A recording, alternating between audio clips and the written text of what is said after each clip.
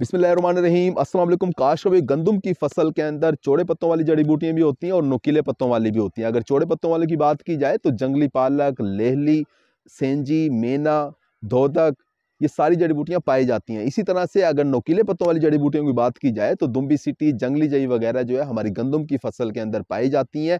ये जड़ी बूटियां करती क्या है कि ज़मीन से खुराक इस्तेमाल करती हैं। जो महंगी हमने डीएपी, यूरिया खाद दी होती है अपनी फसल को, उसे इस्तेमाल करती हैं। हमारी गंदम के पौधे से ज्यादा इस्तेमाल करती हैं। काश कभी जड़ी बूटियों का वक्त पे कंट्रोल करके 45 दिन की फसल के अंदर अंदर इसका कंट्रोल करके हम अपनी पैदावार को बढ़ा सकते हैं। अगर ये जड़ी बूटियां बड़ी हो जाए तो फिर हम स्प्रे भी करते हैं, लेकिन ये जड़ी बूटियां कंट्रोल नहीं होती।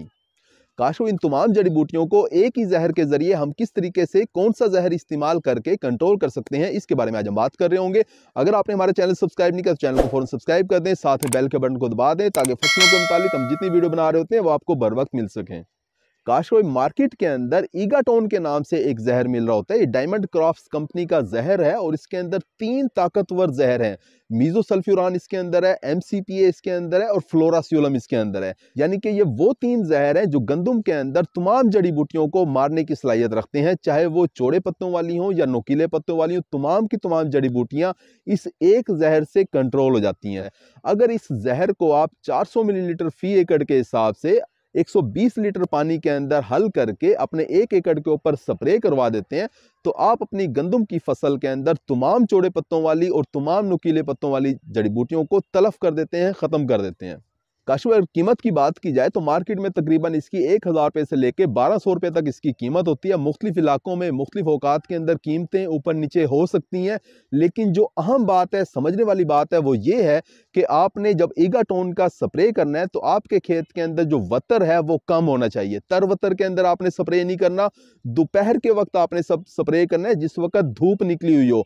धुंध के अंदर आपने स्प्रे नहीं करना। काश को टी जेट नोजल आपने इस्तेमाल करनी है। फुवारा आपने इस तरीके से घुमाना नहीं है, इस तरह से डबल हो जाता है स्प्रे, जिससे फसल स्ट्रेस में आ जाती है, पत्ते पीले हो जाते हैं। बाज़ जगहों के ऊपर थोड़ा बहुत स्ट्रेस ज़रूर आता है, फसल की पत्तों की नोकें पीली हो सकती हैं, लेकिन आपने परेशान नहीं होना।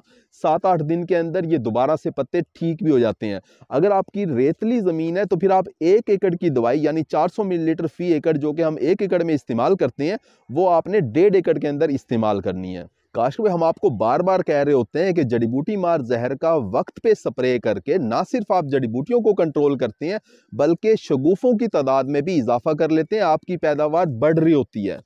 उम्मीद है कि वीडियो आपको समझ आ गई हो। अपना ख्याल रखिएगा। अल्लाह हाफिज।